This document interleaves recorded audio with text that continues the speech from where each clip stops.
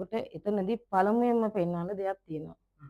ඇත්තටම ඔබතුමාට හොඳ මුත්තෙක් ඉන්නවා ඥානවරම් නේත්‍රවරම් සමග මේ දැනීම. ඒ කියන්නේ යම් දෙයක් කරගෙන යනකොට මන අවබෝධයක්. මේ දේ කරොත් මෙහෙම වෙනවා, මේ දේ කළොත් මෙහෙම වෙනවා. යම් කිසි කරදරයක් වෙන්න දෙනවා නම් දැනෙනවා. එතකොට මුදල් හඳල් හිඟතාවයක් ඉදිරියට වෙනවා කලින්ම හිතෙනවා. දැන් මට මෙහෙම වුණොත් නම් අර දවස් ටිකට මට මුදල් ටික නැති වෙනවා.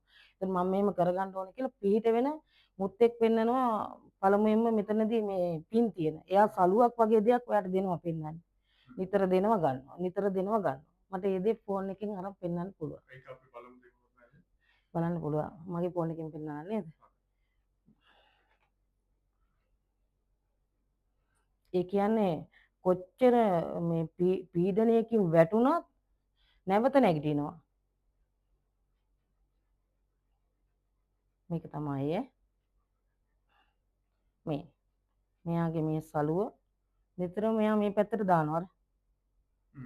මෙතන ඉන්නේ ඔයා නම් මෙයා මේ සලුව නිතරම මේ පැත්තට දික් කරලා තල්ලු කරනවා. ඔව්. මෙන්න මේ අපි මේ ගන්න මෙයා මුත්ත හැටියට. ඒතර අර තල්ලු කරනවා සලුව.